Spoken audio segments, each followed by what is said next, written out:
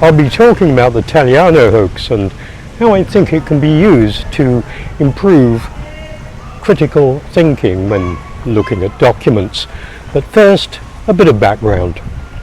My introduction to historical disinformation, distortion, began here in Ballinhiga when I started researching the events around the Battle of Ballinhiga on September 28, 1901.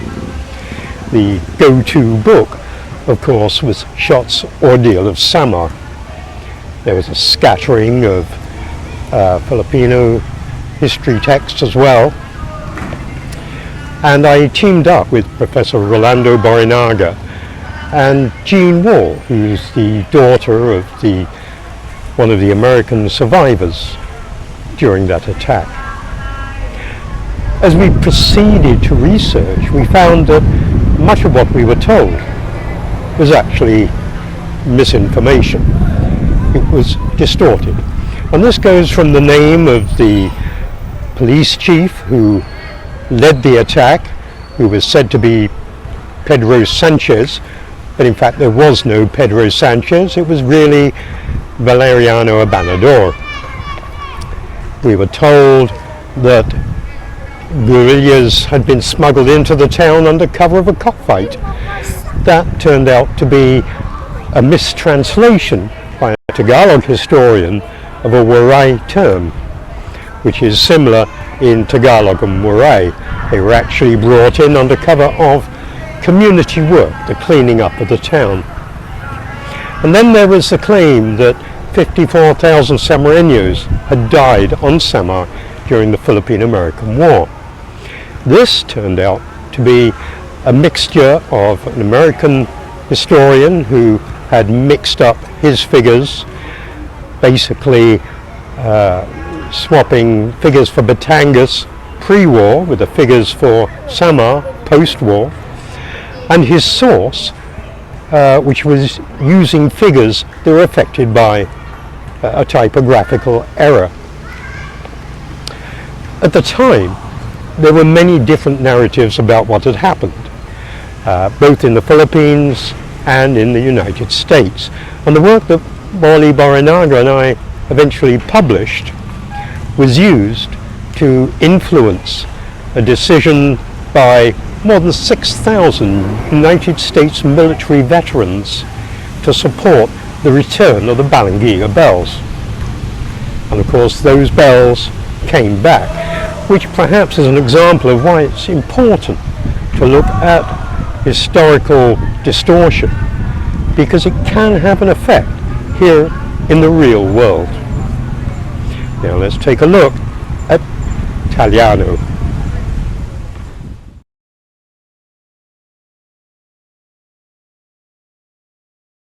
I apologize for any extraneous noise. I hope it doesn't distract you too much. Now, the Tallano fraud consists of two claims. First is that there was a royal clan that owns the whole of the Philippines, the entire archipelago, except for one significant province. The other part of the claim is that this clan owns hundreds of thousands of tons of gold, many times more than has ever been mined in human history. I'm going to deal with the first one. That a royal clan owns the whole of the Philippines. Now this claim has appeared on Facebook, YouTube, and it's referred to in this fake news item about Nonoy Aquino supposedly sending 3,500 tons of gold to Thailand. Now, the claim has never been formally addressed by historians, and while it's been widely debunked, there's been very little actual basis other than saying, well, there was no such place as a kingdom of Maharlika. But let's suppose that somewhere in all those thousands of Spanish folios as yet unread. There is some reference to it. After all, absence of evidence isn't evidence of absence. Now, these claims are backed up by an enormous wodge of documents and sheets of paper that appear to have been knocked up on a Microsoft Word on a PC. But they all depend upon one key document known as OCT 1-04, supposedly signed on the 17th of January 1764 between Dawson Drake, who was governing Manila on behalf of the East India Company, and Jose Raon, a Spanish governor, and it was witnessed by George III. Already you can see there's problems. So I secured a copy of a translation of this document. The Tallanos have never once presented an original document in Spanish. They've never presented to the courts a document, an original document at all. And indeed, this particular document has only been made available to the court in a supposed translation. And that translation has an annotation that says it was hardly readable. So how can we be sure that that translation is actually correct? Already we're running into problems. If we can show that this document is a fraud, then all the other documents necessarily collapse. And one of the reasons why I think this document can be a useful tool in teaching a bit more skepticism, a little bit more critical thinking, is that it is flooded with basic errors that prove that it is a forgery, that it is a hoax.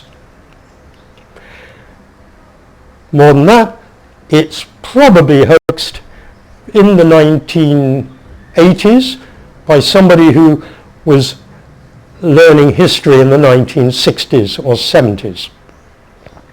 And I believe also that this document shows a direct link to President Ferdinand Marcos, because these claims, the Tallano claims, are used to justify the immense wealth of President Ferdinand Marcos.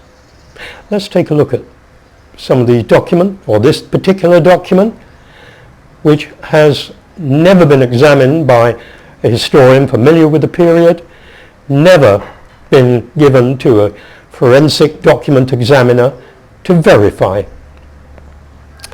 So let's start with the very first words right at the top of the page. The Royal Crown of England. Well, I happen to be British, and I'm here to tell you that that is a form of words that is not used on a document. It is always either the Crown, as in the Crown Estates, the Crown Court, and indeed in legal cases where the state is prosecuting somebody, it is the Crown versus whoever.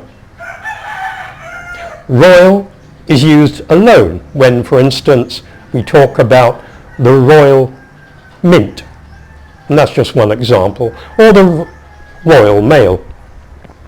So already there's a problem.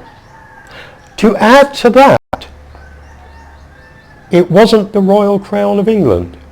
It was, at the time, in 1764, George III was King of Great Britain and Ireland. Now let's move to the opening bits of this document.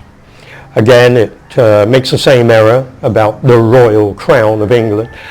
In fact, it says the Royal Government. This again is wrong. It would be His Majesty's Government. So the whole form of words has not been written by anybody familiar with British protocol, and certainly George III and Dawson Drake would have been aware of the protocols. Let's go to the very first opening segment. It mentions the Torrance title, the Torrance system. But in 1764 there was no Torrance system.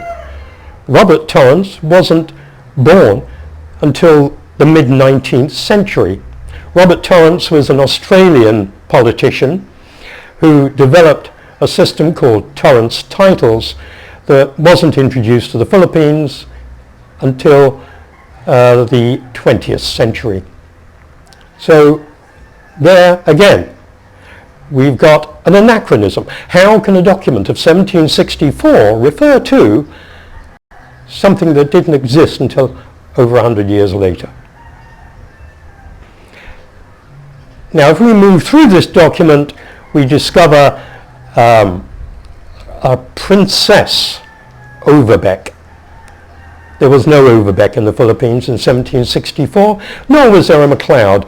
These are the names of MacLeod, who was a British trader in the 18th century, and Overbeck, who was not a royal, but involved in the lease of Sabah from the Sultan of Sulu. He was not royal. He was later made a baron, but that doesn't make him royal.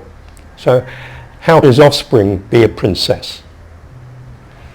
Now let's move into some of the parts of the Philippines that this document says the Tallano's own. You'll see here that it includes Ilocos Sur, but not Ilocos Norte. Why not? These were both formed in the 19th century by the splitting up of the Ilocos, nearly 100 years after this document was signed. And where's Ilocos Norte? Why doesn't it include Ilocos Norte? Who's famous for being in Ilocos Norte? Now, the other things that show that this is a fraud is the reference to hectares and kilometers. The metric system was not in use in 1764. Again, it wasn't even used in Spain until the 19th century. We have a problem with that too. And there are many, many other examples that show beyond anything that can be called reasonable doubt that this is a fraud, including the claim that it was witnessed by George III. Well, how did he witness it? He never went to Manila. He never went to the Philippines. And it was signed by Jose Raon. At that time, Jose Raon was governor of Panama. He was nowhere near the Philippines. How could he sign it? In fact, the first new Spanish governor to be appointed was Torres, who was a man who arrived with the orders for Dawson Drake to evacuate Manila on behalf of the British government. Raon did not arrive until 2 years later. So bit by bit we can see that this document doesn't work. So every document that cites it must be part of the fraud. Now, this can be quite fun. Give to a student and say, check that out. Is it real or is it not? It is odd though that the Tallanos, as I say, have never once produced a genuine Spanish era document, and they had lots of time after 1764 to have a Spanish era document in Spanish, and they don't have it. And surely anybody with a fortune of 600,000 tons of gold and owning the whole of the archipelago would surely get themselves a forensic document examiner to look at the paper, the writing style, the language, and the ink. And a historian who knows something about the occupation of Manila, because it's very obvious whoever invented this story did not. So you can give this to your students. Much of the information is available online, and use it as a tool to help sensitize them towards how you address a document, how you check out the facts within a document. And I think I'll leave it there. I've only dealt with a tiny handful of the problems with this document. And those problems are going to be great fun for your students and even for you to deal with.